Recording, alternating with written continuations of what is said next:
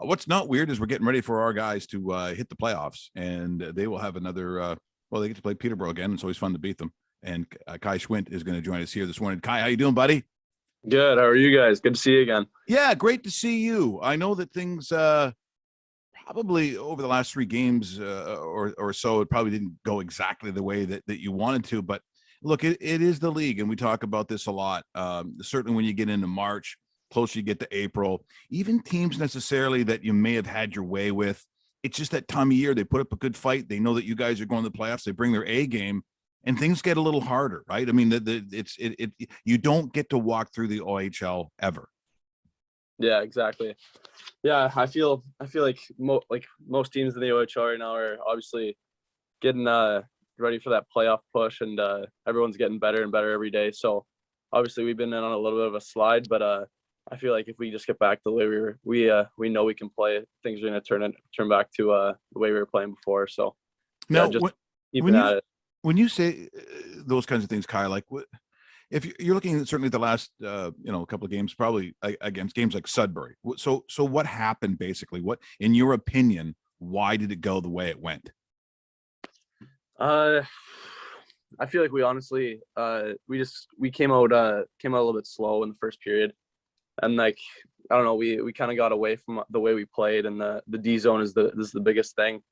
If we break down our D zone the way that it was playing in the first half of the season, where we were shutting down teams and everything like that, it kind of just gets away from us, and we kind of get lost. So I feel like that's kind of what happened. Just our D zone was the biggest part that kind of went away from us. Hey Kai, I'm Brendan. I've been doing the play-by-play lately for you guys. I was just wondering, we've noticed lately that there's been a lot of injuries and a lot of line changes. How do you feel about kind of moving up and down in that lineup? You know, I feel like I'm a pretty versatile player, so I'm ready for anything. I'm ready to play anywhere the coaches need me. So yeah, obviously it's never good seeing your brothers getting injured, but yeah, we just got to deal with what we have and work our hardest every night, and that's all we can do. Yeah, and it's tough for them too. It's tough to watch, and you know, when you talk about brothers, that's kind of how it feels. And even though legitimately you are out of the lineup, it's not like you're just a healthy scratch. It's a kind of tough place for those guys to be, even, you know, especially guys like Charlie who just want to, you know, Chuck wants to mix it up anyway, right? I'm sure he goes to the concession stand, and probably next thing you know, all of a sudden security's running over. What's going on? What's happening out there? He's got to get into it, right? I mean, it must drive him nuts. Oh yeah, for sure. I can see it in his eyes. He just wants to be out there trucking people again. So and look, there'll be lots of time for that. And look, this is not your job to know the time frame of you know, for the guys. And Max has been out and Ty's been out. But do we have any real feel for you know, because there's what we go till April the 16th. So you got another, you know, couple of weeks. Are we thinking some of these guys can be back by then? Yeah, I think most of them are going to be back in the lineup and healthy to get back. We have Benno has been working on them lately, so yeah, I think they'll be back pretty soon, hopefully. Well, it's hockey, and this is why I talk about the NHL being the most difficult tournament in the world to win, simply because you go through such a tough season. I mean, you take a lot of shots in this sport, and then it's then you turn it up a notch. Then it goes to the playoffs because you're playing, you know, you play even harder, and it goes on till literally the almost summer. It's so you're always playing with injuries. I mean, no one's just skating around with nothing. So I think you kind of get used to you know, playing that way. But that being said, I think the closeness that your team has, I think it does count, Kai, and I think it's going to count in these playoffs.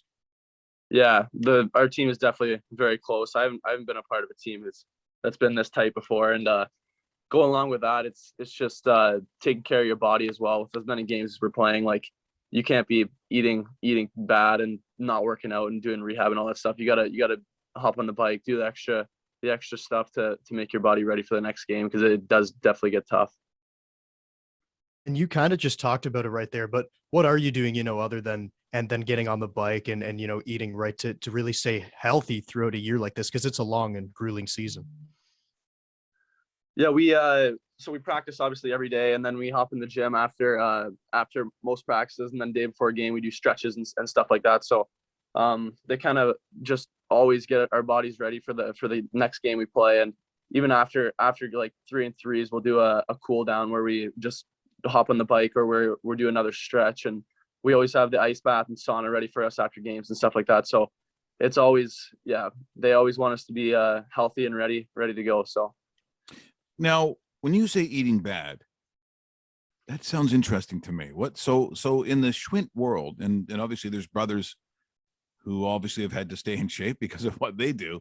What in the Schwindt family, what's a good eating bad? Like, what is the really good bad stuff? I'm not too crazy about that stuff, but I don't know. Obviously I'm not going to go to McDonald's twice a week.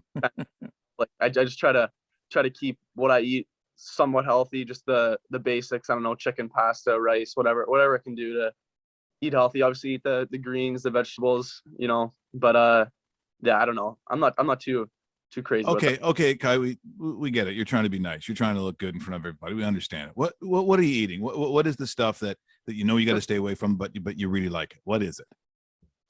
Well, probably candy. I like candy on road. Yes, treats. That's a specialty. That's a specialty of mine. Goodies, for instance, the licorice goodies, awesome. Love what's your favorite like nasty little treat? I think fuzzy peaches are pretty good. Those are pretty. Yeah, how come that's outlawed? Little JR saying no fuzzy peaches? No way. He's got pockets full of that stuff. Good and plenties and chocolates. Oh, he doesn't fool me. We're in conversation with Kai Schwindt from the Steelheads here on Meet the Steelheads. Rob Mike Richards on Newstalk Sauga 960. And in this home stretch, I said you got like literally, as I said, 10 games or so. You've got Peterborough, who you put the boots to last time. And let's be honest, of all the teams to beat up on, it's just got to feel a little more fun when it's Peterborough. Yeah, for sure. I mean, any win is a great time after in the room, but yeah, last game against Peterborough was definitely a special one, especially being on the little slide we were getting back in the win column was really fun winning with my brothers. And it's always great to win. Now, and you got two big ones. You've got Kingston and North Bay, and these are basically playoff games. Yeah, exactly. Yeah, those are two really good hockey teams, and we've had plenty of great games against them this season. So yeah, it's going to be a battle against them, and hopefully we can come out on top. Yeah, and you guys played really well against Peterborough. What can you take from that game kind of going forward in the rest of the year and moving into the playoffs? I think that game just shows that when we stick to our the basics, all the cliches, pucks deep, all that stuff, it kind of just works out. Like our D zone was phenomenal in that game, I feel, and we kind of it just worked out in our favor. So. Well, as I said, North Bay, that was up on St. Paddy's Day, and that was again, these road trips. But I mean, that's playing the OHL. Basically, you're just used to being on either the 401 in a bus or going up Highway 12 or 11, whatever. I mean, just kind of how it is. But as you get closer to these playoffs, and I've said this many times this year, because you've had to play with in and only your own, sort of division, your own conference, you see these faces a lot. Like you're seeing these teams a lot. So normally in a 7-game series, like by the time that 7th game comes, I don't care what anyone says, you kind of hate those faces. You're kind of sick of seeing those faces. But you've had a whole year of this. Yeah, exactly. And I know that our team is very competitive. So when we see these same faces every night, it kind of gets a little intense on the ice. So yeah, it's definitely weird seeing. I don't know.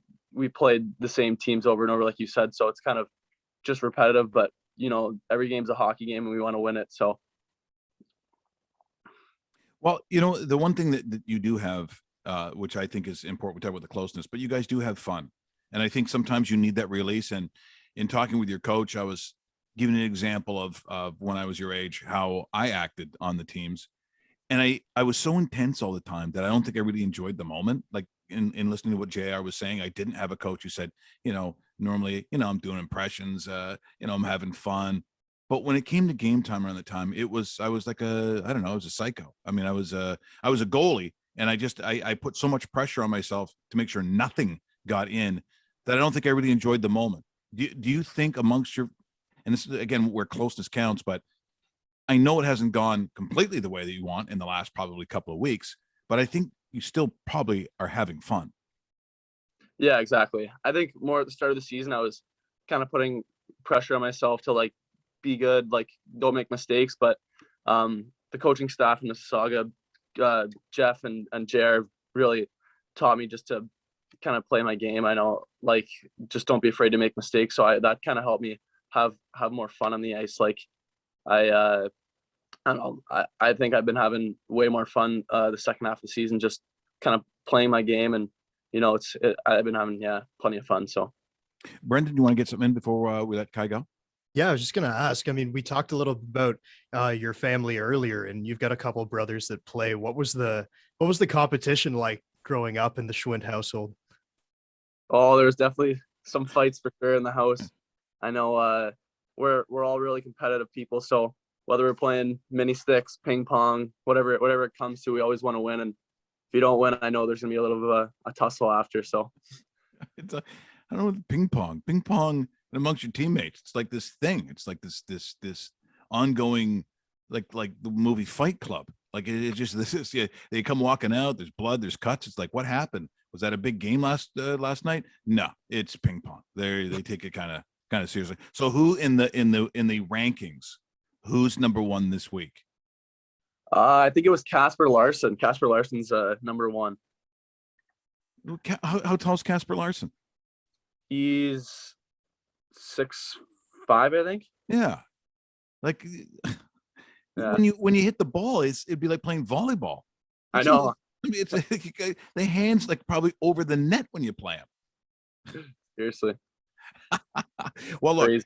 best of luck, Kai. Thanks so much for joining us here this morning. We got our fingers crossed, but I'm really looking forward to getting out to the Paramount, getting out to see some playoff games. But I know you got some business to take care of first, and not that Peterborough, you're gonna look by them, even though you beat them handily last time. But when you start talking about the Kingstons and the North Bay, these are teams that you're going to see when it counts. So I know it's gonna be very competitive, and we wish you the best of luck. Yeah, thank you very much. Thanks for having me.